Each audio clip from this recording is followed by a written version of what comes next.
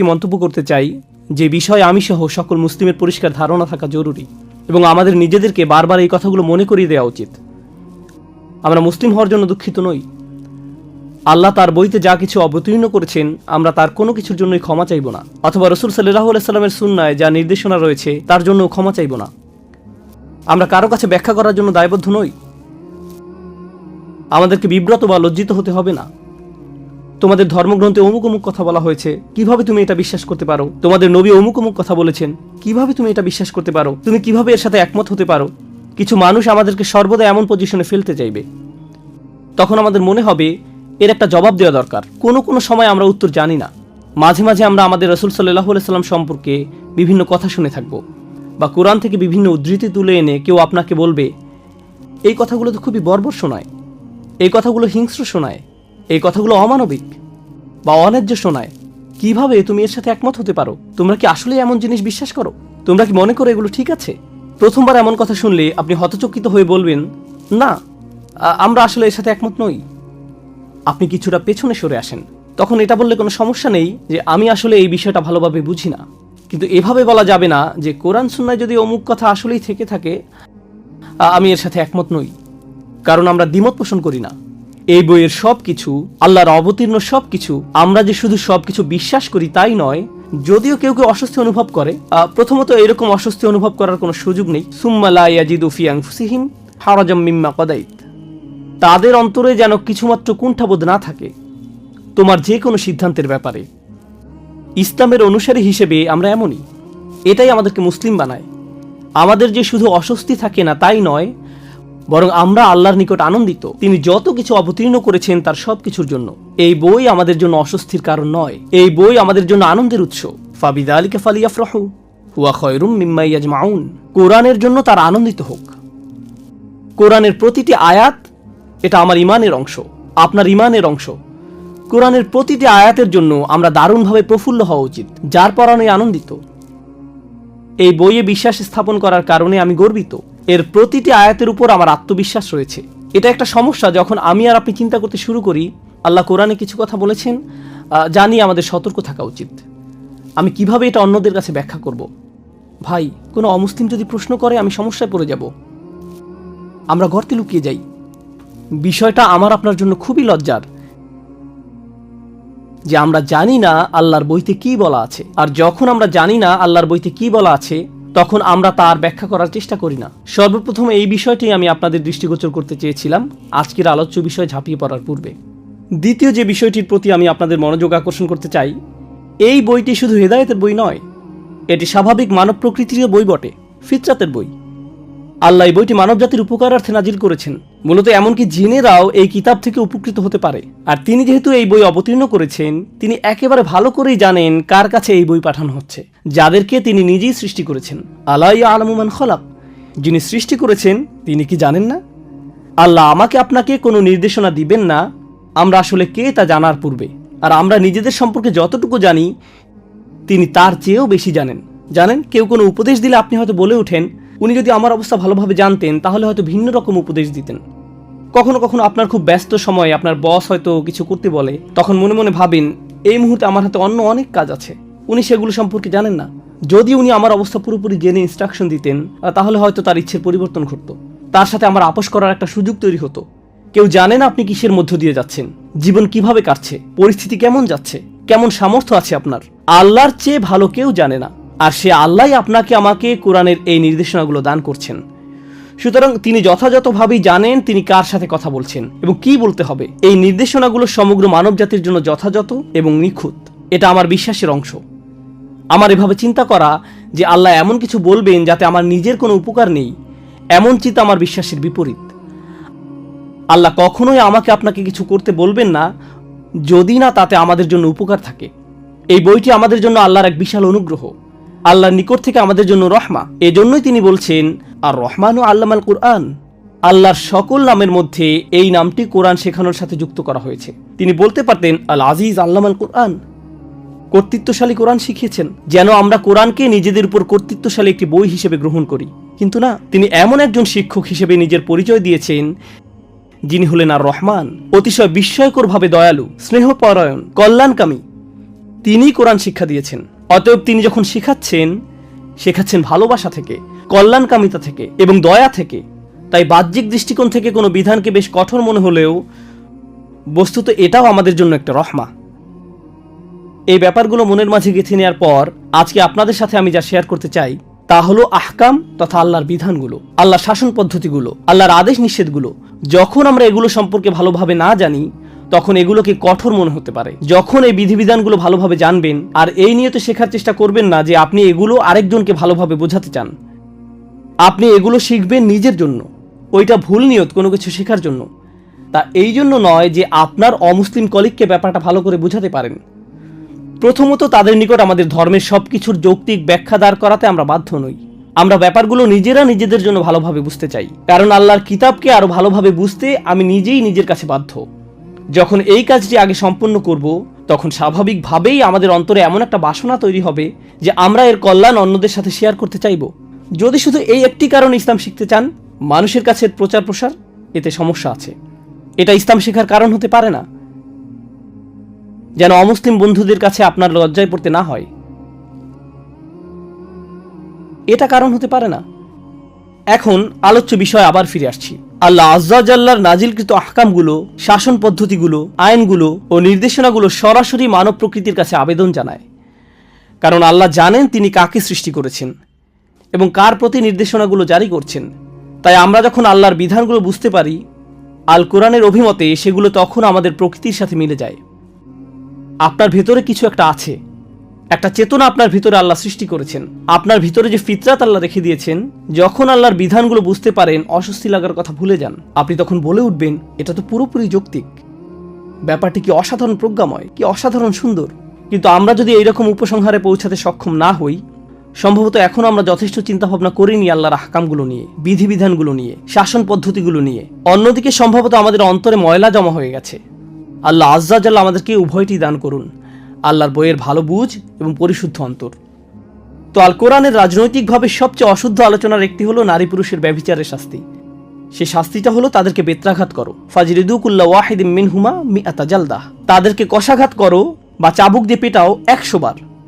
তো খ্রিস্টানরা যখন ব্যঙ্গ করে বলে ব্যভিচারী এবং ব্যভিচারিণীকে কোরআন 100 বার চাবুক দিয়ে পেটাতে বলেছে, কিরকম এক বর্বর আইন এটা, তখন আমরা ভেবাচাকা খেয়ে যাই। না না, এখন আসলে আধুনিক যুগ, সমাজের এই অবস্থা এখন ভিন্ন, এতে সমস্যা নেই, যুগ পাল্টে গেছে। কি? একটু থামুন, আল্লাহর এই বই কালজয়ী। আল্লাহ কি বলেছেন তা আগে ভালো করে বুঝুন, অন্যের কাছে এটা ব্যাখ্যা করার পূর্বে। ইবনে আশুর রাহিমাহুল্লাহ আজ-জানিয়া জানিয়াত শব্দদ্বয়ের উপর মন্তব্য করতে গিয়ে বলেন, যেটা আয়াতের শুরুতে এসেছে, যেহেতু এটা ইসেম বা নাউন হিসাবে ব্যবহৃত হয়েছে, এটা ইঙ্গিত করে যে এই বিধান ওই সমস্ত মানুষদের জন্য যারা সব সময় বারবার ব্যভিচার করতে থাকে। এখানে পতিতাদের সম্পর্কে বলা হয়েছে, যারা অবৈধ দেহ ব্যবসার সাথে জড়িত, এখানে তাদের সম্পর্কে বলা হয়েছে। সবার আগেকার যুগে আলেমরা এটা নিয়ে বিশদ আলোচনা করেছেন, এটা তো আর এখন অবতীর্ণ হয়নি। প্রাচীনকালে বড় বড় আলেমরা এই আয়াতের প্রসঙ্গ নিয়ে বিস্তারিত আলোচনা করেছেন, এখানে কাদের সম্পর্কে বলা হচ্ছে। আর এটা মদিনার অন্যতম একটা বড় সমস্যা ছিল রাসূলের আগমনের পূর্বে সাল্লাল্লাহু আলাইহি ওয়াসাল্লাম। এখন রাসূল সাল্লাল্লাহু আলাইহি ওয়াসাল্লাম মদিনাতে এসেছেন, তবুও সমস্যাটি চলতে থাকলো। তাই কোরআনকে এই শহরে আগে থেকে চলে আসা একটি সমস্যা নিয়ে মন্তব্য করতে হয়। সমস্যাটা এতটাই প্রকট ছিল যে এই অংশটা গুরুত্বপূর্ণ। আমার মনে হয় এখানে উপস্থিত সবাই জেনে থাকবেন যে 4 জন সাক্ষী উপস্থিত করা ছাড়া ব্যভিচারের শাস্তি দেওয়া যায় না। আপনারা সবাই এটা শুনে থাকবেন হয়তো, 4 জন সাক্ষী থাকতেই হবে।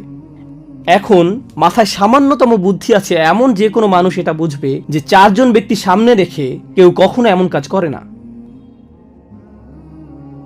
4 জন সাক্ষীর সামনে কেউ এ কাজ কখনো করবে না। 4 জন সাক্ষী থাকার একমাত্র সম্ভাব্য ক্ষেত্র হলো আপনি যদি রাস্তাঘাটে জনসম্মুখে এই অপকর্ম করেন। আধুনিক আইনের ভাষায় যাকে বলে জনসম্মুখে অশ্লীল কার্যকলাপ। অনেক দেশে এই ধরনের আইন রয়েছে, জনসম্মুখে অশ্লীল কার্যকলাপ প্রতিরোধী আইন রয়েছে।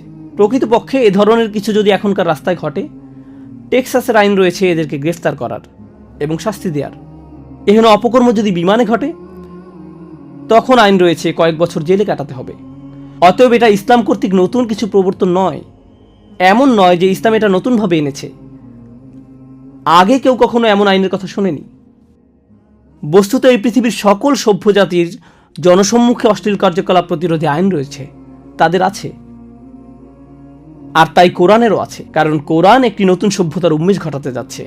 ইমানদারদের নিয়ে একটি নবসভ্যতার জাগরণ ঘটাতে যাচ্ছে।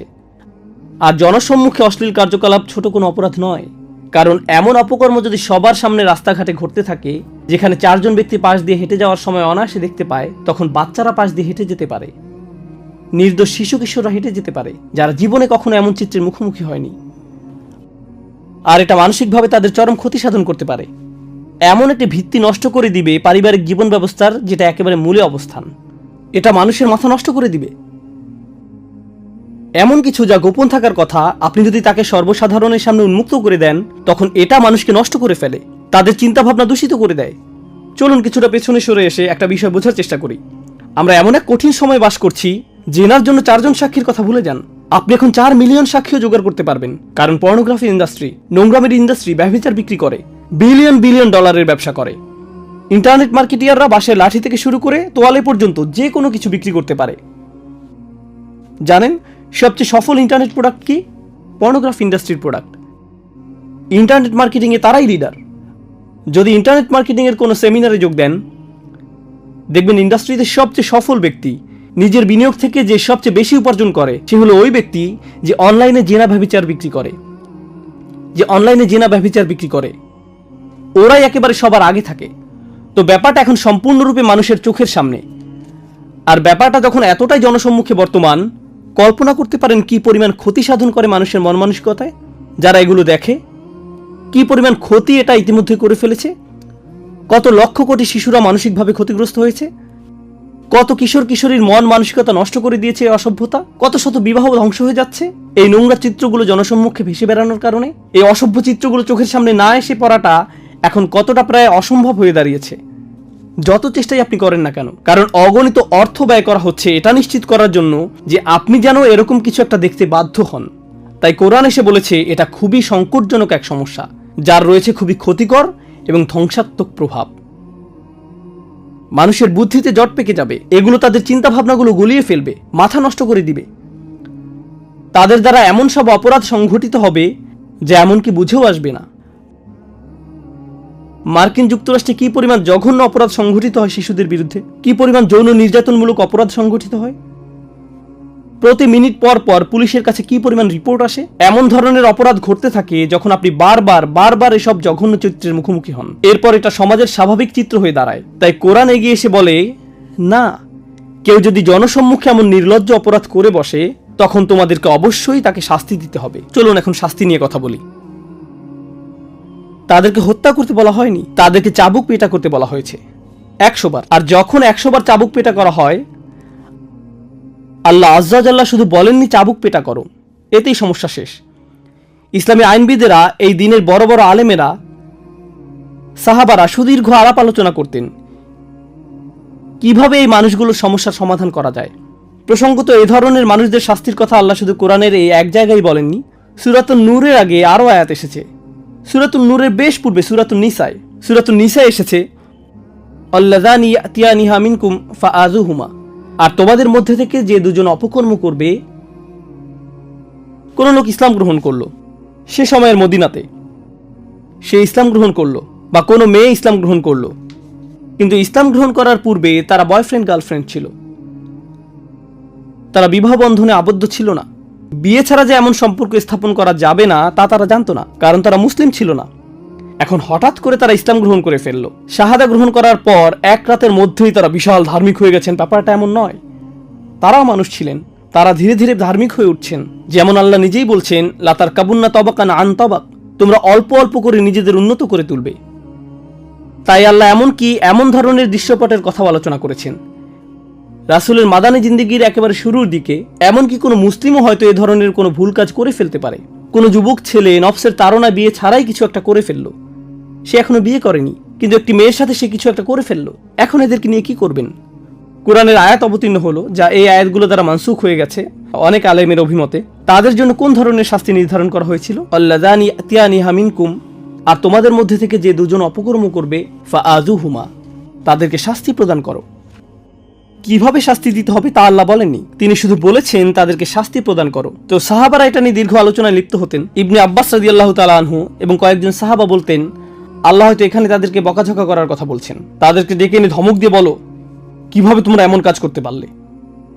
অন্য কেউ বলতেন আমাদের উচিত একটি লাঠি দিয়ে তাদের পায়ের নিম্নাংশে পেটানো 10 বারের মতো।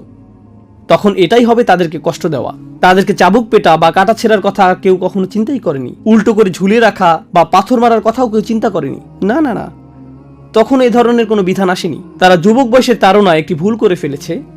ব্যাপারটাকে সহজভাবে গ্রহণ করুন। তারা মাত্র কিছুদিন হলো ইসলাম গ্রহণ করেছে, ভুল কাজটা ঘটে গেছে, ঠিক আছে, তাদেরকে তিরস্কার করতে হবে। প্রসঙ্গত এটা কোরআনেরই বিধান, ফা ইন তাবা ওয়া আসলাহা ফা আরিদু আনহুমা। অতঃপর যদি তারা তওবা করে এবং বলে যে আমরা আর কখনো এমন কাজ করব না, বা যদি তাদের বিয়ে হয়ে যায় তবে তাদেরকে ছেড়ে দাও। এটা নিয়ে আর বাড়াবাড়ি করতে যেও না। ফা আরিদু আনহুমা, তাদেরকে উপেক্ষা করো, তাদের ব্যাপারে নিবৃত্ত হও। ইন্নাল্লাহা কানা তাওয়াবার রহিমা, নিশ্চয়ই আল্লাহ অতিশয় তওবা কবুলকারী, পরম দয়ালু। তাদেরকে স্বাভাবিক জীবনযাপন করতে আর বাধা দিও না।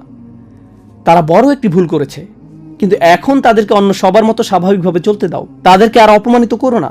যা করার তা ইতিমধ্যে করেছো। পরবর্তীতে যখন শাস্তির আয়াত অবতীর্ণ হয়, এমনকি তখনও 4 জন সাক্ষীর প্রয়োজন ছিল, তো পরবর্তীতে আরো কঠোর বিধান অবতীর্ণ হয়। যদি এর পরেও কিছু ঘটে, চাবুক পেটা করতে হবে, কষাঘাত করতে হবে।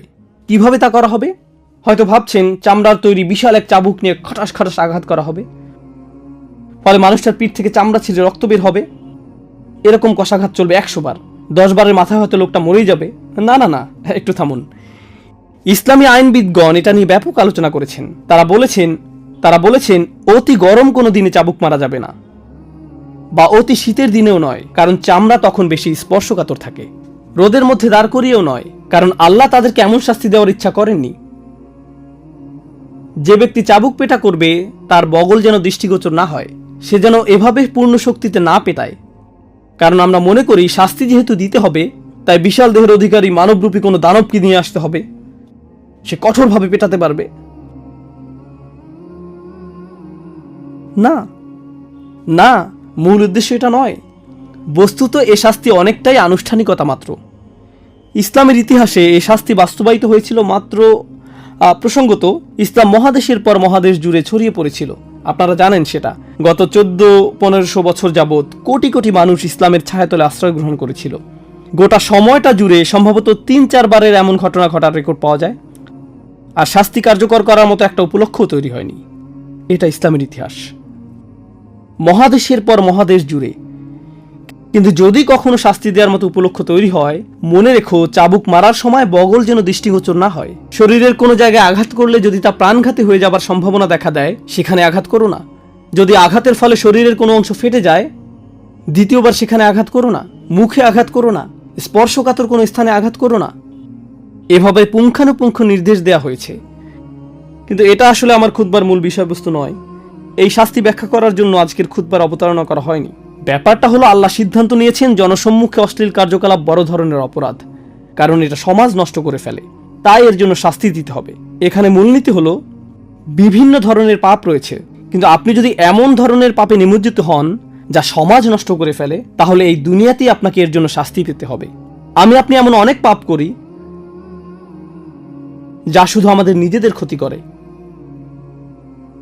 এতে শুধু আমরা ব্যক্তিগতভাবে ক্ষতিগ্রস্ত হই, আর এর জন্য কিয়ামতের দিন আমাদেরকে আল্লাহর নিকট জবাব দিতে হবে। আমাদের সেজন্য এই পৃথিবীতে শাস্তি দেওয়া হয় না। শরীয়ত আপনার জন্য কোনো শাস্তি নির্ধারণ করে না এই দুনিয়াতে, কারণ ক্ষতিটা শুধু আপনার নিজের বা পরিবারের মধ্যে সীমাবদ্ধ এমন কিছু। কিন্তু আপনি যখন এমন কোনো অপরাধ করেন যা অন্যদের যন্ত্রণা দেয়, অন্যদের ক্ষতি করে, সমাজ নষ্ট করে ফেলে, তখন ইসলামে এর জন্য সামাজিক শাস্তির বিধান রয়েছে। আপনার সব কাজের জন্য আল্লাহ আপনাকে শাস্তি দিতে আগ্রহী নন। আমাদের ধর্ম এমন নয়। আপনি অন্য কিছুর সাথে তালগোল পাকিয়ে ফেলছেন। এখন যদি এই ব্যাপারটা ভালোভাবে বুঝতে সক্ষম হন, তাহলে আমার আজকের খুতবার একেবারে মূল বিষয়বস্তুটা শুনুন। যে বিষয়টা আমি বোঝাতে চাই, কতবার চাবুক পেটা করতে হবে? 100 বার। এরপর আল্লাহ আরেকটি অপরাধের কথা উল্লেখ করেন, যা প্রায় জেনার মতোই জঘন্য, প্রায় জেনার মতোই খারাপ, কারণ সে অপরাধের জন্য 80 বার চাবুক পেটা খেতে হবে। 80 বার। ব্যবহারিক দৃষ্টিকোণ থেকে বলতে গেলে, কাউকে যদি 100 বার কষাঘাত করা হয় এবং অন্য একজনকে 80 বার, এর মাঝে আসলে তেমন কোনো পার্থক্য নেই। উভয় ক্ষেত্রেই ব্যাপারটা অপমানজনক, উভয় ক্ষেত্রেই বিব্রতকর।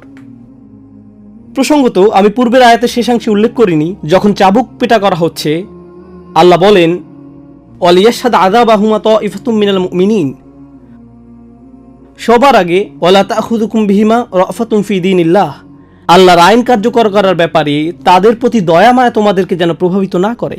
অন্য কথায়, এমনকি যে ব্যক্তি শাস্তি কার্যকর করে তারও খারাপ লাগে এবং বলে আমি এটা করতে চাই না। আর আল্লাহ বলছেন আমি জানি তুমি এটা করতে চাও না, কিন্তু তবু তোমাকে এটা করতে হবে। আল্লাহ তাকে কঠোর হতে বলছেন না, আল্লাহ তাকে বলছেন আমি স্বীকার করে নিচ্ছি তোমার পাপী মুসলিম ভাইয়ের জন্য তোমার দরদ রয়েছে। আমরা এই আয়াত থেকে শিখছি এমনকি যে মানুষেরা এমন জঘন্য কাজ করে জনসম্মুখে, এমনকি সেসব মুসলিম ভাই বোনদের জন্যও আমাদের মনে বেশি ভালোবাসা এবং রহমা রয়েছে যে আমরা এমনকি তাদেরকে শাস্তিও দিতে পারি না তাদের প্রতি রহমা এবং রফা অনুভব করা ছাড়া।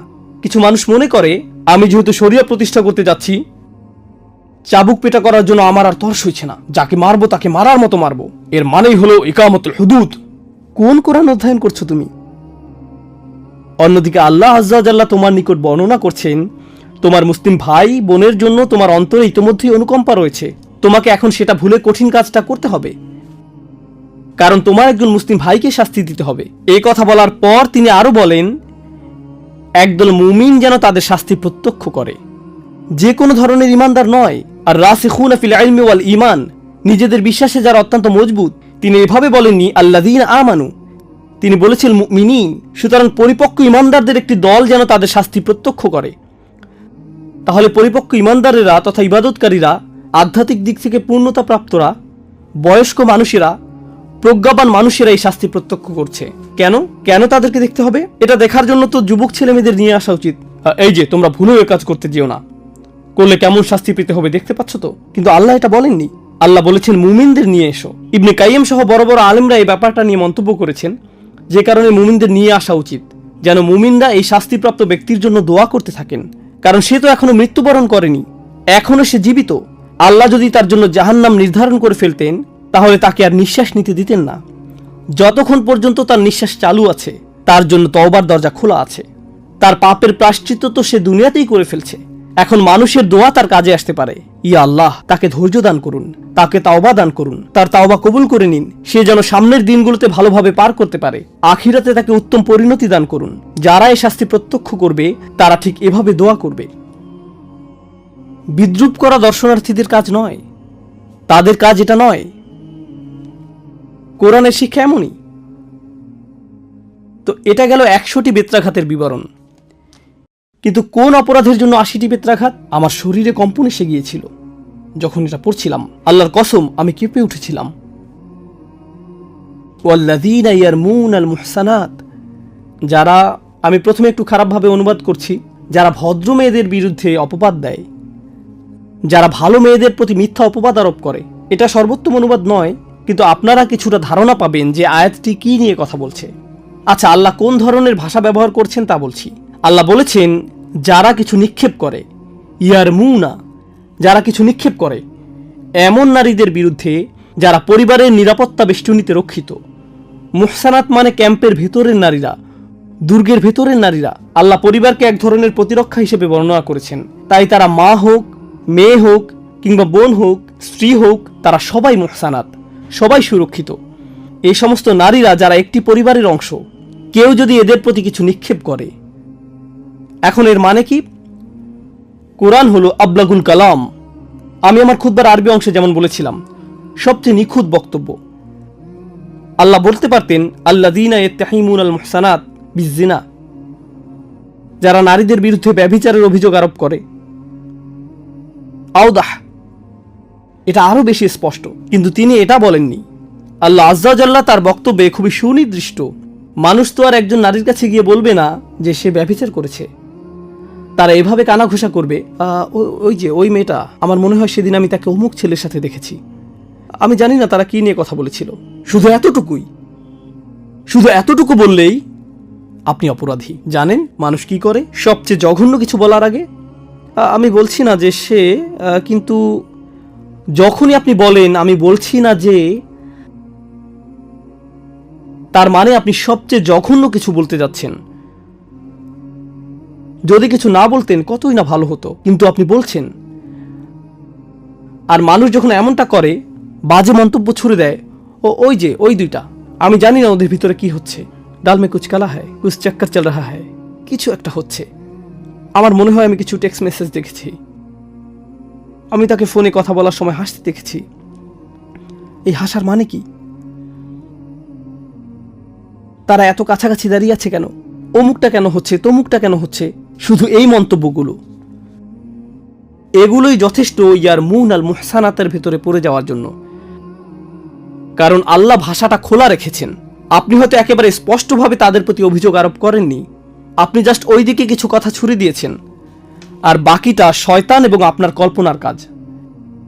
কারণ আপনি যখন বলেন আমি কিছু বলছি না, কিন্তু ওই দুইটা, আমি জানি না, এরপর পরের জন বলবে আমি জানি না আপনি শুনছেন কিনা, কিন্তু জানেন আমি কি শুনছি? ওই দুইজন, আমার মনে হয় তারা দুইজন। এরপর ব্যাপারটা খারাপ থেকে আরো খারাপ হতে থাকে। সবাই বলছে কাউকে কিছু বলতে যেও না,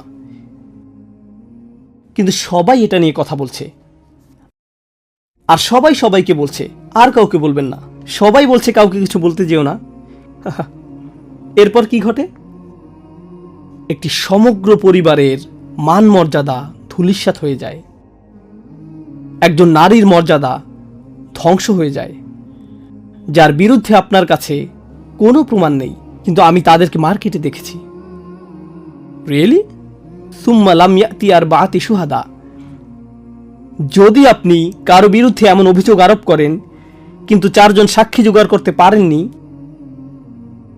অতঃপর তারা 4 জন সাক্ষী নিয়ে আসেনি, ইসলামী আইনবিদেরা আরো বর্ণনা করেছেন সিনেমা হলে তাদের 2 জনকে একসাথে দেখার 4 জন সাক্ষী আনলে হবে না, বা শপিং মলে একসাথে ঘুরতে দেখলেও হবে না, অথবা একই দিকে যেতে দেখলেও হবে না।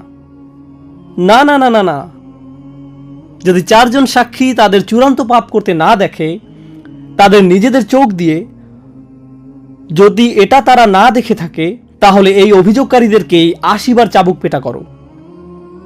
মানুষের মর্যাদা নিয়ে কোনো ধরনের চিন্তাভাবনা ছাড়াই বাজে মন্তব্য করার পরিণতি কি ভয়ঙ্কর তা বোঝার চেষ্টা করুন। বিশেষ করে একজন মুসলিম নারীর মর্যাদা, এর গম্ভীরতা বোঝার চেষ্টা করুন। জনসম্মুখে জিনাকারীদের শাস্তির পাশেই আল্লাহ এদের শাস্তির কথা উল্লেখ করেছেন। আমি এই কথাটির মাধ্যমে সমাপ্তি টানছি। আমি চাই আপনারা এটি নিয়ে চিন্তা ভাবনা করুন।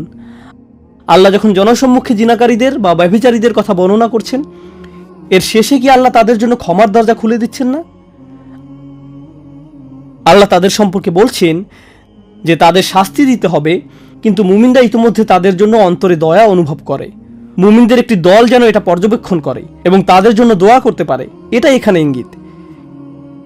কিন্তু যখন অভিযোগকারীদের কথা আসলো, যারা অন্যদের প্রতি অভিযোগ ছুড়ে দেয়, যারা অপবাদজনক মানহানিকর মন্তব্য ছুড়ে দেয়, বা বলে যে না আমরা তো আর অভিযোগ করছি না, তারা এমন কিছু বলে না, শুধু জিজ্ঞেস করে, আর এটা একটা ভালো কৌশল, আমি তো আর কিছু বলছি না, আমি শুধু জানতে চাইছি তোমার কি মনে হয় এই 2 জনের মধ্যে কিছু একটা ঘটে চলছে? শুধু এইটুকুই। প্রশ্ন করাটাও ছুড়ে দেওয়ার পর্যায়ে পড়ে যায় যখন শুধু এতটুকুন করেন। আল্লাহ এই মানুষদের সম্পর্কে কি বলেছেন? শুধু চাবুক পেটা নয়, তিনি আরো বলেন ওয়ালা তাকবালু লাহুম শাহাদাতান আবাদা, তোমরা আর কখনোই তাদের সাক্ষ্য গ্রহণ করো না। এই মানুষগুলোর কোনো সাক্ষ্য আর কোনোদিন গ্রহণ করে নিও না। ইয়া আল্লাহ, এটা তো আরো ভয়ঙ্কর শোনা যাচ্ছে। এটাই শেষ নয়, তদুপরি ওয়া উলাইকা হুমুল ফাসিকুন, আর এরাই হলো চূড়ান্ত নীতিভ্রষ্ট। আল্লাহ এ কথা এমনকি ব্যভিচারীদের সম্পর্কেও বলেননি, তিনি তাদের সম্পর্কে বলেননি, কিন্তু এদের সম্পর্কে বলেছেন ওয়া উলাইকা হুমুল ফাসিকুন। প্রশ্ন হলো কেন এদের চাবুক পেটা করা হচ্ছে? এটাই খুতবার শেষ কথা। কেন এদের চাবুক পেটা করা হচ্ছে? কারণ আপনি যখন এরকম মন্তব্য ছুড়ে দেন, আপনিও সমাজ নষ্ট করছেন।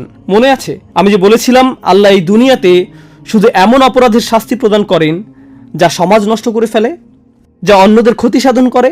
আপনি যখন একজন মুসলিমের সম্মান নষ্ট করেন, মুসলিম পুরুষের বা মুসলিম নারীর, আপনি যখন তাদের মর্যাদা হানি করেন, এটা এই পৃথিবীতেই একটা শাস্তিযোগ্য অপরাধ, শুধু আখিরাতে নয়। খুবই সিরিয়াস একটা ব্যাপার। ইজ্জত, ইকরাম, আভিজাত্য, একজন মুসলিমের মান সম্মান আল্লাহর নিকট খুবই বড় একটা বিষয়। আল্লাহ এটাকে সুনির্দিষ্ট করে আলাদাভাবে উল্লেখ করেছেন। তিনি বলেন ওয়ালিল্লাহিল ইজ্জাতু ওয়ালি রাসূলিহি ওয়াল মুমিনিন সকল মর্যাদা তো আল্লাহর, তার রাসূলের ও মুমিনদের। আল্লাহ মুসলমানদের এটা দান করেছেন। আপনি আমি এটা কেড়ে নিতে পারবো না যা আল্লাহ দান করেছেন। এটা এমন কিছু যা আল্লাহ দান করেছেন, আমাদেরকে এটা রক্ষা করতে হবে। আমরা আমাদের জিহ্বা দিয়ে সবচেয়ে ধ্বংসাত্মক কিছু করে ফেলতে পারি। যখন সন্দেহ তৈরি হয়, তখন শুধু আল্লাহর এই কথাগুলো স্মরণ রাখুন। ইজতানিবু কাসীরাম মিনাজ-যন্নি ইন্না বা'দাজ-যন্নি ইসমুন। তোমরা অধিক অনুমান করা থেকে দূরে থাকো। নিশ্চয়ই কোনো কোনো অনুমান তো পাপ। কোনো কোনো অনুমান খুব ভয়াবহ পাপে পরিণত হতে পারে। ধারণা করা থেকে দূরে থাকো। মানুষকে সন্দেহের ক্ষেত্রে সুবিধা দান করুন। আপনি ওই দুজনকে চিনেন না, তারা পরস্পরের হাত ধরে আছে এবং ওই দিকে হেঁটে যাচ্ছে। ওহ, নিশ্চয়ই তারা বিবাহিত, অথবা হয়তো তারা ভাই বোন। না না, আমার তো মনে হয় না। থামুন, বাদ দিন, অন্যদিকে চলে যান, ইস্তিগফার করুন। এখানে আপনার মাথা ঘামানোর দরকার নেই। একজন ব্যক্তির উপর ইসলামের সৌন্দর্যের একটি দিক হলো তার সাথে সম্পর্কিত নয় এমন কাজ সে বর্জন করে চলে। এখানে আপনার হস্তক্ষেপ করার দরকার নেই। এটা নিয়ে কথা বলবেন না। আমরা দোয়া করছি আল্লাহ আজ্জা জাল্লাহ যেন আমাদের জিহ্বা রক্ষা করেন, অন্তর রক্ষা করেন, পরস্পরের ক্ষতি করা থেকে যেন আমাদের রক্ষা করেন। আল্লাহ আজ্জা জাল্লাহ আমাদেরকে তাদের অন্তর্ভুক্ত করুন যারা অন্যদের মান সম্মান নিয়ে কথা বলার সময় সাবধান থাকে। আল্লাহ আজ্জা জাল্লাহ আমাদেরকে তাদের অন্তর্ভুক্ত হওয়া থেকে রক্ষা করুন যারা শুধু অজুহাত দিয়ে বেড়ায় এবং অজুহাতের পেছনে লুকায়। আল্লাহ আজ্জা জাল্লাহ আমাদেরকে নিজেদের ভুলগুলো ভুল হিসেবেই দেখার সামর্থ্য দান করুন এবং তার কাছে ক্ষমা চাওয়ার সামর্থ্য দান করুন, এবং অন্যদের কাছেও যাদের সম্পর্কে আমরা মন্দ কথা বলে ফেলেছি। আল্লাহ আজ্জা জাল্লাহ সকল মুসলিমদের ইজ্জত রক্ষা করুন, বিশেষ করে এই উম্মার মেয়েদের। আল্লাহ আজ্জা জাল্লাহ আমাদের মায়েদের ইজ্জত রক্ষা করুন, আমাদের স্ত্রীদের, আমাদের কন্যাদের এবং আমাদের বোনদের। আল্লাহ আজ্জা জাল্লাহ আমাদের সমগ্র পরিবারের মর্যাদা রক্ষা করুন, এবং আল্লাহ আজ্জা জাল্লাহ আমাদেরকে এমন একটি প্রজন্ম গড়ে তুলতে সাহায্য করুন যারা আমাদের চেয়েও আল্লাহর অধিক নিকটবর্তী হবে। বারাকাল্লাহু লি ওয়া লাকুম ফিল কুরআনিল হাকিম ওয়া নাফা'নি ওয়া ইয়্যাকুম বিল আয়াতি ওয়া যিকরিল হাকিম।